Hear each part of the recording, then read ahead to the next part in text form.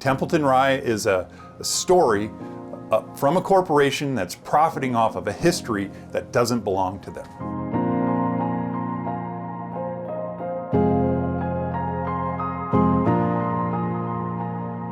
Everybody has a right to their history. Everybody has a right to their story. I just like someone not to use my story because, you know, how do I tell my story if you've told my story and it's not true? I'm Heath Scheider. I'm the grandson of Lorene Sextro, the famous bootlegger from Templeton, Iowa. For nearly 10,000 years, humans have enjoyed fermenting things into alcohol. Be it beer or moonshine, alcohol is a part of almost every culture. But behind every label, savored in every sip, is a story. Today's alcohol represents generations of distillers, guarded recipes, and so much more than the label may tell.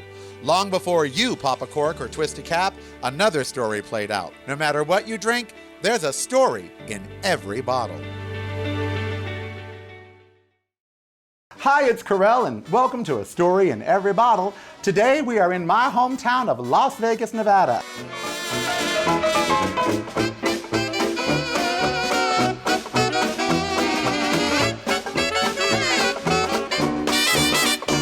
Today we're going to tell you the story of a bootlegging granny from Iowa, honey, whose history was being appropriated until a feisty grandson from Las Vegas decided to step in and reclaim it. Now, it's a story of survival, it's a story of hope, it's a story of Davy versus Goliath. There's a lot of controversy thrown in, and mostly it's a story of family, Lorene Sextro's family, all around a recipe for a whiskey that Al Capone once called his favorite. It's a story that's not uniquely American when a woman's history is in danger of being appropriated, but that's okay. We found that story right here inside this bottle because guess what? Like everything you drink, oh, there's a story in every bottle, and it's a good one.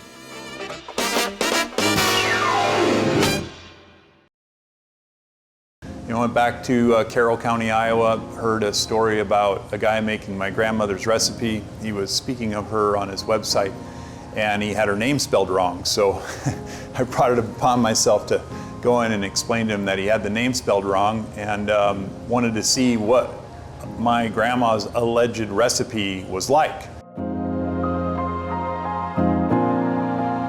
He was about to find out about his grandmother, Lorene Sextro's very colorful past as a bootlegger, one of Iowa's premier, by the way. She never got caught. And the more he found out, the more he saw that his trailblazing bootlegging granny had a story being taken by a huge corporate giant and or being erased. He made it his mission to tell the story of Lorene Sextro and her legendary Iowa rye.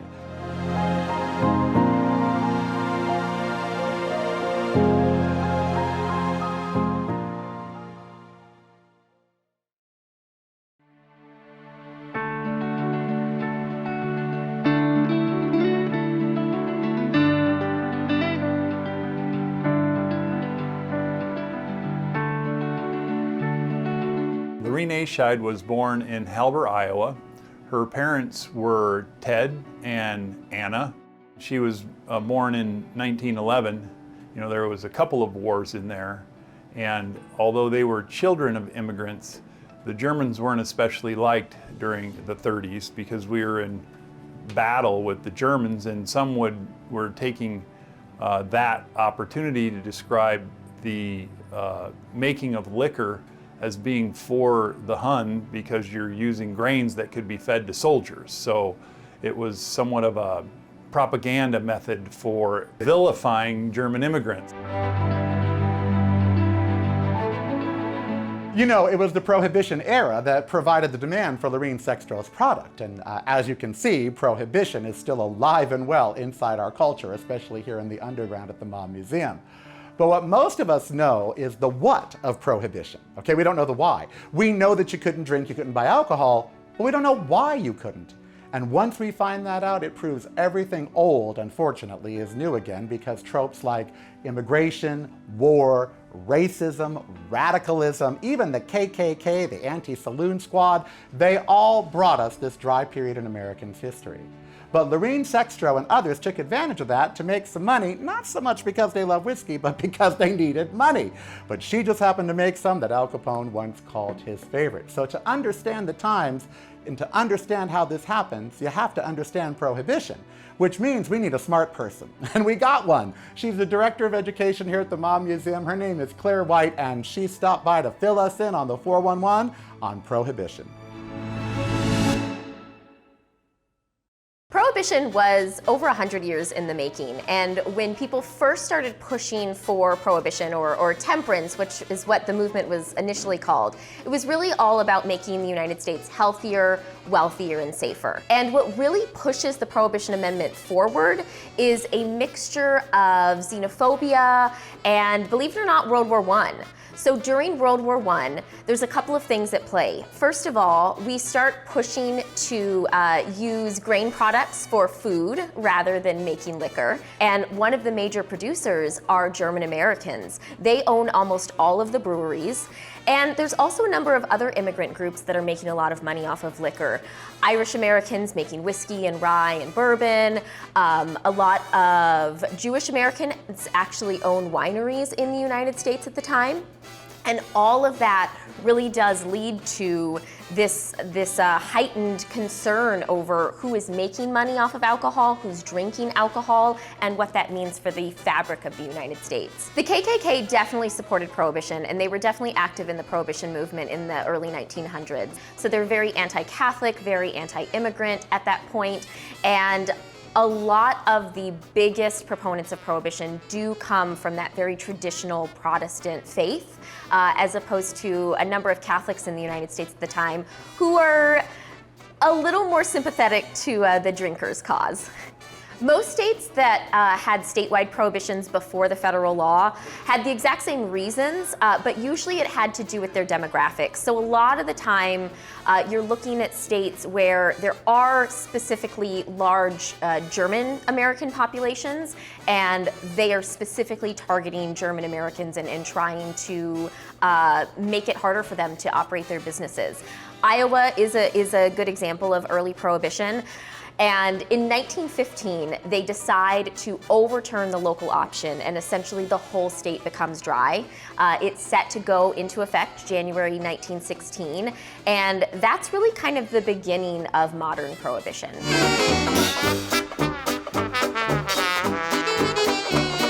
You know, the 18th Amendment was passed and everything was supposed to be dry. The Catholics in Templeton and Karel didn't believe in that. So, you know, Prohibition, one of the major goals was to make the United States safer. Safer, healthier, wealthier, and bootlegging really created an environment where the exact opposite is happening.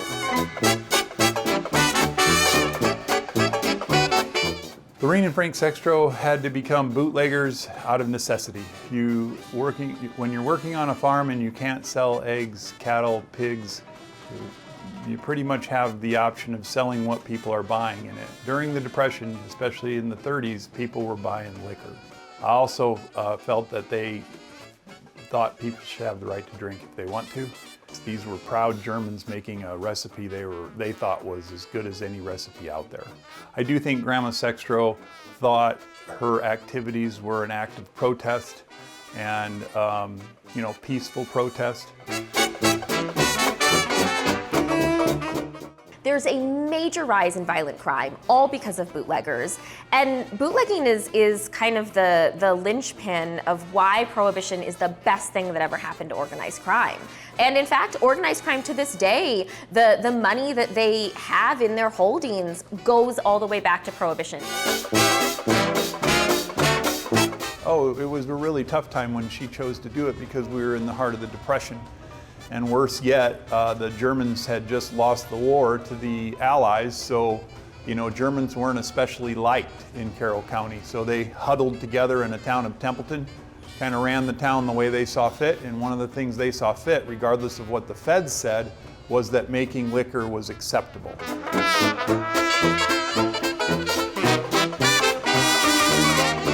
Do I feed my children versus do I make whiskey? I don't think it was a gangster thing so much as a this is what I need to do to feed my kids thing, which is even more admirable in my mind because, you know, I know my grandmother was a very religious person. I know she was very committed to her ideas and her values. So for her to choose to make whiskey in 1932 during the Depression had to be hard times.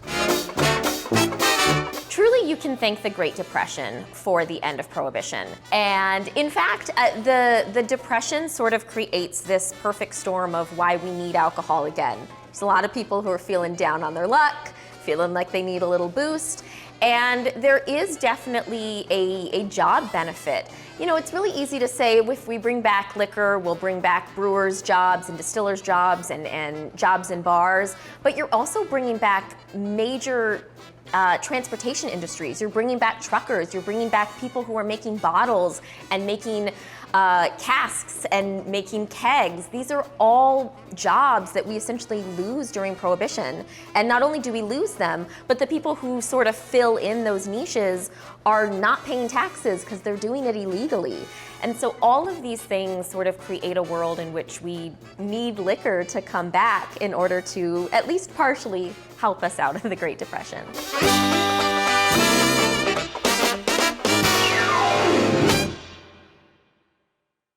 Okay, so now we know two things. We know that racism and anti-immigrant sentiments aren't new, and how the demand for bootleg alcohol came to be. It was as much the politics of hate that made America dry out as a need for us to be healthier. So how did a mother and a wife and a grandmother get involved and end up being one of the few to never get caught?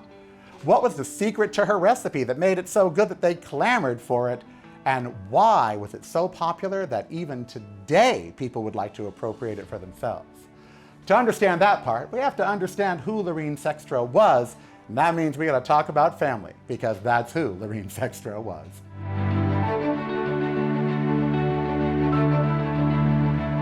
You know, the family worked hard. That was what everyone did during that time, and my grandmother, Lorene A. Scheider, was farmed out to other families to help as a midwife when other women would have children after 8th grade.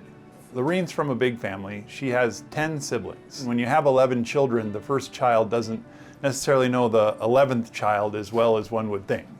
Lorene and Frank Sextro were married in 1931, and they lived 2 miles east of Templeton, Iowa, on a farm that Frank, my grandfather's father, bought and shared with his 3 children.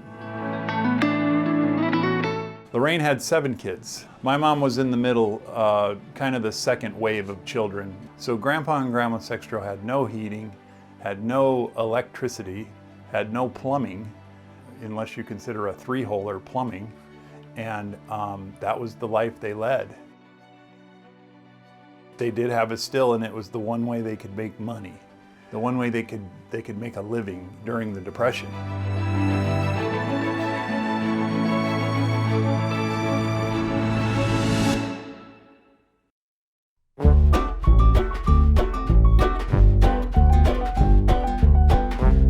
Frank and Lorene always worked. You know, I think the liquor was more of a side hustle than it was their main hustle. Their main work was farming. Their main work was maintaining the farm. And I know later in their life they got into the restaurant business and the bar business, but at the time that they were making whiskey, they were a newlywed couple. My grandmother had Aunt Shirley in her belly, and she's walking lunch out to a bootlegger who's making 300 gallons a night on her farm so that they can get 75 cents a gallon. And that's just enough to, everybody gets Christmas boots and Christmas pants and Christmas socks. You know, they weren't gangsters. And I'm pretty sure afterwards she just went back to work. You know, when one could make a regular living or get a job or find a way to feed your kids, she went back to work. Lorene Sextro was a disruptor in the 1930s. She drove a car. Women didn't drive cars. She took leadership roles in the church, in the Democratic Party.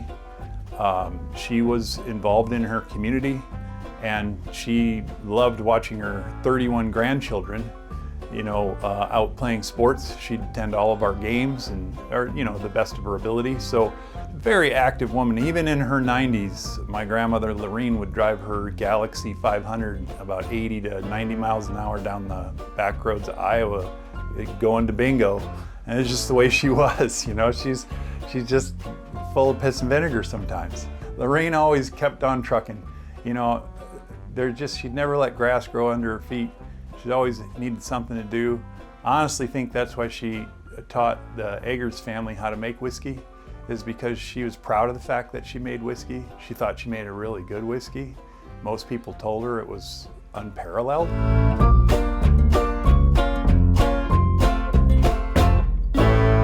Grandma Sextro is laid to rest in the Templeton Cemetery at the Sextro plot. There's quite a few Sextros in the Templeton Cemetery, and she wouldn't have it any other way. I go to Templeton and visit her any chance I get.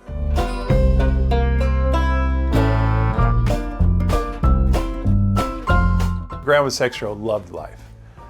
She really felt like you made your own luck. She lived a life that she felt was well thought out and proper, and always tried to do right by everybody.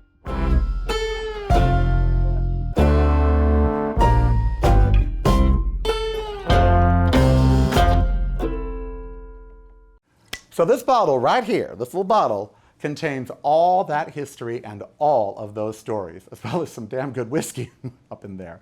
It also contains a good deal of controversy, because after Heath connected with the people that were going to revitalize his grandmother's legacy, he soon found out that there were others outside the family, cue the bad music here, that were quick to appropriate the Templeton and Grandma Sextro's story for themselves. So let's take a look first at the actual product. What's inside the bottle? What is this recipe, and how are they making it now versus how are they making it then? And then let's address that controversy.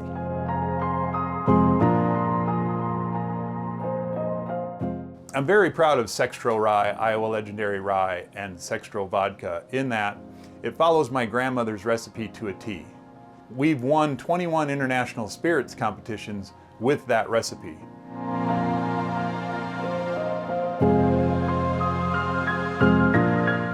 Grandma Sextro was a fantastic cook, a heck of a baker, and understood yeast as well as anybody has ever experimented with and spent a lifetime working with yeast. Her yeast experience was more with bread. She'd make 12 loaves of bread every Sunday, and it would be made to last the entire week. But when you make bread, 12 loaves at a time every Sunday for a very long period of time, you become very experienced with yeast. So she knew how to use yeast, and many don't know that making bread and making whiskey are quite similar. Templeton Rye was made with 4 ingredients, and only 4 ingredients, and that is water, sugar, 100% rye, and yeast. And that is exactly the way that Templeton Rye was made. It's exactly how it should be made if you're going to claim that history. The town of Templeton, 400 people then, 400 people today, used 3 boxcars of sugar regularly. Mind you, a town of 400 people, because sugar was the main ingredient to make rye that made the town of Templeton famous. And Whiskey Rich told me that his family sought out my grandmother, with her being one of the original gangsters, for lack of a better word, knowing the original recipe.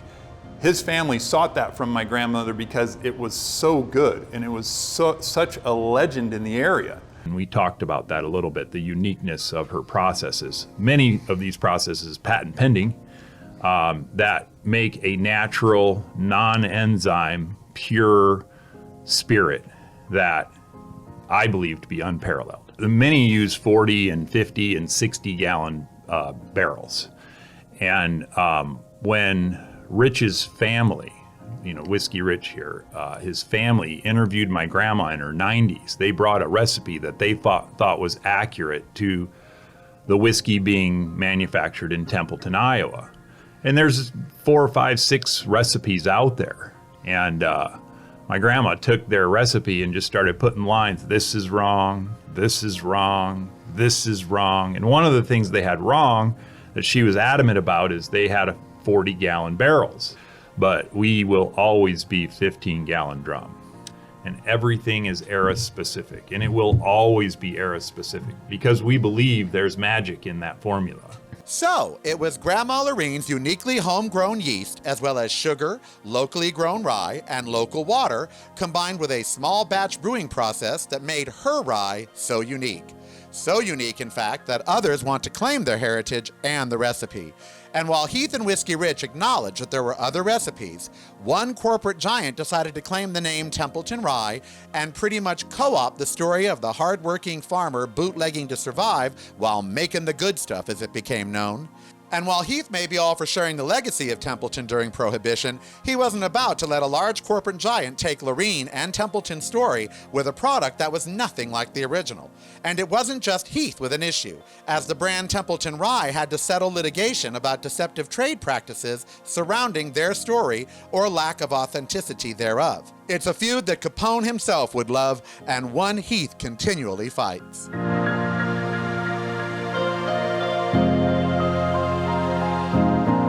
Templeton Rye paid a $5 million lawsuit for deceptive trade practice. It's because they were claiming the story I'm telling you today. Unfortunately, it's not their story. It's a great story, and I'm not saying that the family involved with telling the story isn't somewhat adjacent to the story, but the real recipe, the real story, the real deal is what we do. And history books prove that. Templeton Rye has stolen a piece of history from my family. I would estimate it at 8 to 10 families that created a piece of American history in 1920 to 1932. My family is one of those families.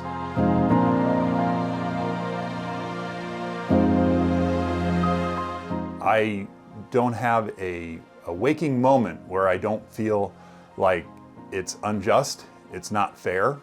And at the least, people should know that if they want to try Templeton Rye from 1932, that they are not trying it when they try the brand Templeton Rye.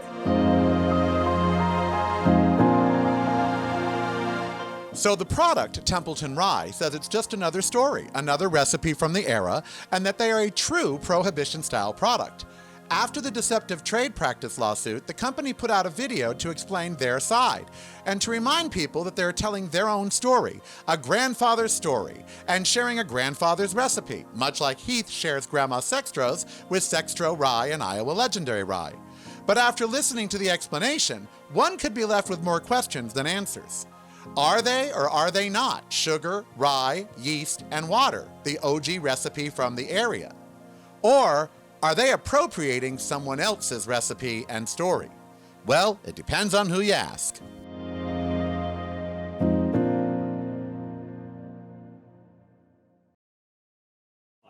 Hi, I'm Keith Kirchhoff, and I'm here today to answer some questions that our customers may have surrounding the recent news stories about Templeton Rye. Templeton Rye is a family secret, and it also is a trade secret for us here at Templeton Rye today.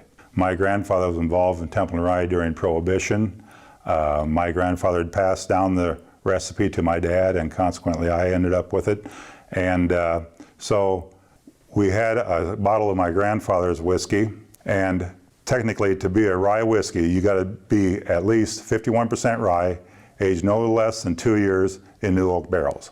Well, my grandfather's recipe wouldn't qualify because it was not 51% rye. So we took the whiskey and sent it down to a whiskey engineer in Louisville, Kentucky. He provided a formulation that we could add to that whiskey, and it would made it very comparable to Alphonse Kirchhoff's whiskey. I'm as confused as anyone on that explanation, but I can tell you this with absolute fact. They buy a 95% rye product from MGP in Indiana. They openly admit this. Their distilling partner and then a flavoring partner, which is a chemical laboratory out of Kentucky, that allegedly tries to make it taste like something that harkens back to the original recipe. I have a problem with all of that. It's 100% deceptive. And the fact is that the only person who can make a recipe like Templeton Rye in 1932 is going to have to use water, sugar, rye, and yeast. So he can't even tell his grandfather's story because he's latched onto another story that has nothing to do with what his grandfather did. The product you drink today as Templeton Rye is the same product that we used when we originally started the company. That is true. That's about the only truth that this entire video has shared. Mr. Kirchhoff just proved exactly what I've been stating from the beginning, and that this has nothing to do with the original story, the original recipe, and the reason he has to say it this way is because that's the only marketing they have. Without the story, they don't have a product to sell. So they're somehow trying to latch themselves onto the history and the story and the romance involved with a bootlegging farmer making liquor that became world famous. They're hitching their wagon to that. That's what sold this MGP product. So you can't unhitch your wagon from that advertisement because now you're just another whiskey that comes from MGP. My grandmother's recipe is the only recipe that's being made that's accurate to that time and place, the only surviving recipe. Just tell the truth and admit that Templeton Rye during Prohibition was made with water, sugar, rye, and yeast, and that in all honesty, other than telling the story, they have nothing to do with the story. That's what they should do. It's the right thing to do, and anybody who watches this video should recognize that, because here's the fact. If a person wants to try Templeton Rye from that time and place, it has nothing to do with the juice they're putting in that bottle. There is a product that does fulfill that need, and God knows they've sold millions of bottles telling that story, but I think they're consumers, and I think the consumer in general, and Iowans in general, have a right to know the truth, and if they truly want to try that recipe from that time and that place, they should know that it is not Templeton Rye. Since the release of the Kirchhoff video and lawsuit settlements, Templeton Rye, the brand, in their own words, has moved on, particularly in their marketing. They have opened a distillery and museum in Templeton, Iowa, and according to a representative, while none of their current in-market product is distilled there, they say that will change in 2023 and beyond.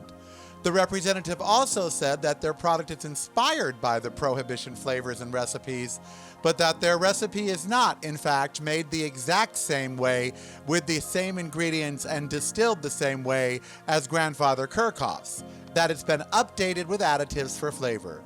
So Heath's contention that what's inside the Templeton Rye bottle is not the original recipe made the original way would appear to be correct, with the difference now being that the company doesn't say that it is, it simply says it's inspired by it.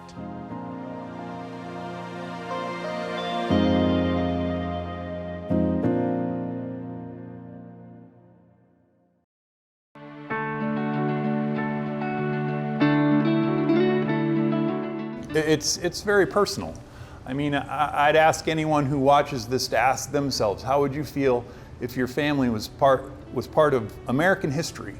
You know, a very interesting part of American history, and somebody else is telling that story. The record is that I have a family that represents the only surviving recipe for that time and that place, and that particular liquid, that liquor product, was famous in the region and was Al Capone's favorite whiskey. It was the whiskey he gave to his friends because it was the good stuff.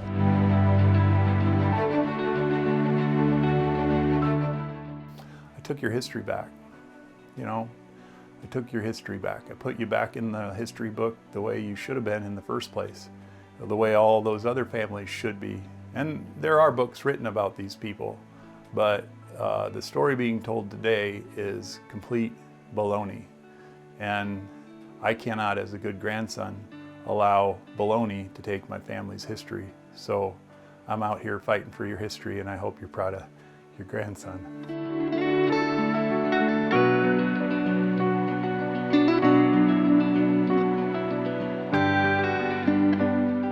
Oh my God, Lorene Sextro, what a story. Really, what a story. I mean, that's a lot to take in all around some whiskey, right? Lorene Sextro's legacy is now safe in the hands of Heath Scheider, her grandson.